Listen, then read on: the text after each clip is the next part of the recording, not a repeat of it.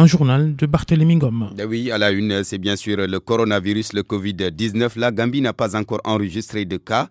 Une annonce du ministre gambien de la Santé qui était face à la presse hier, Lamine Samaté, au micro de notre correspondant Wuri Diallo. We are happy to say that the Gambia is yet to register a case of confirmed coronavirus infection. Nous sommes heureux de vous annoncer qu'à ce jour, 15 mars 2020, la Gambie n'a enregistré aucun cas confirmé de coronavirus. 355 individus suspects ont été isolés de leur maison, 149 d'entre eux n'ont pas présenté de symptômes et les 206 autres sont actuellement sous surveillance avec 0 symptômes pour le moment. Il y a 8 cas qui ont mérité d'être testés en laboratoire, mais tous ces 8 cas se sont révélés négatifs. Le ministère que nous dirigeons, avec le soutien de l'Organisation mondiale pour la santé, a mis en place un plan national Covid-19. Ce plan est valable pour 1 an. Nos partenaires sont déjà informés pour qu'ils puissent nous soutenir dans la mesure du possible. Le financement pour la réussite de ce plan est estimé à 8,8 millions de dollars américains. Ensemble, respectons les mesures d'hygiène et réduisons l'impact de la désinformation à laquelle certains s'adonnent pour semer la peur et la confusion dans les esprits de nos populations. Reducing the impact and spread of misinformation from trusted sources. C'était donc Lamine Samaté, le ministre gambien de la Santé et puis lutte contre le Covid-19 toujours. Le gouvernement bissau-guinéen a ordonné la suspension de toutes les activités susceptibles d'entraîner de grands rassemblements. Ceci jusqu'à nouvel ordre. Noam Mankali. La décision est contenue dans un communiqué de la réunion du Conseil extraordinaire des ministres tenu à Bissau, envoyé ce jour à la presse.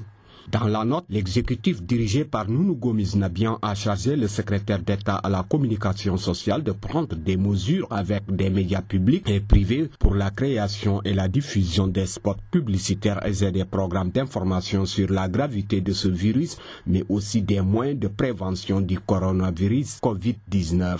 D'ailleurs, le ministre de l'Aménagement du Territoire, Fernando Diaz, en compagnie du secrétaire d'État à l'ordre public, du commissaire adjoint à l'ordre public et du chef de la garde nationale, de l'administrateur du secteur de Bissoran, Martin Nap, sont sur le terrain pour sensibiliser la population de s'abstenir pour le moment de la cérémonie de circoncision des gamous qui était prévue pour ce dimanche dans certains villages du secteur de Bissoran.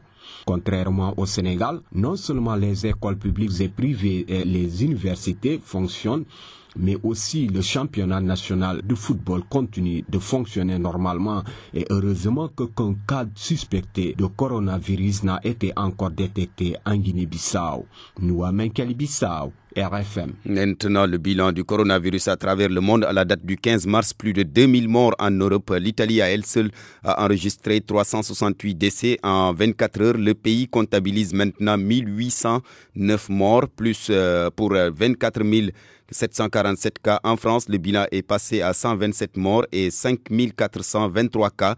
L'Espagne, deuxième pays le plus touché d'Europe, a décidé une quarantaine quasi totale et décrété l'état d'alerte pour 15 jours. En Afrique centrale, la Centrafrique, les Seychelles et le Congo ont diagnostiqué leur premier cas. Le Kenya, où 3 cas ont été décelés, a annoncé hier la fermeture de ses frontières, sauf pour ses citoyens et les résidents étrangers. L'Afrique du Sud a aussi annoncé la fermeture de ses frontières à tous les citoyens des pays les plus touchés.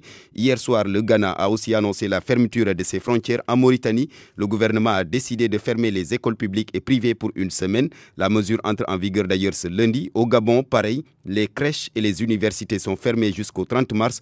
Le Rwanda a fait de même. Kigali a fermé toutes les écoles, universités et lieux de culte pour 2 semaines. Le Tchad qui échappe encore au Covid-19, mais le pays a pris des mesures pour se mettre à l'abri. En France, élection municipale hors du commun. Le premier tour qui a eu lieu hier a enregistré une abstention record estimée à 56%.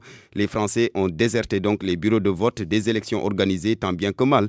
Dans un pays mis à l'arrêt par la pandémie du coronavirus, ce taux d'abstention laisse apparaître une forte interrogation sur la tenue du second tour prévu dimanche prochain. Babacar. RFM Matin, les titres de l'actualité au Sénégal avec Sorna Natambay. Bonjour Sorna. Bonjour Babacar et bonjour à tous.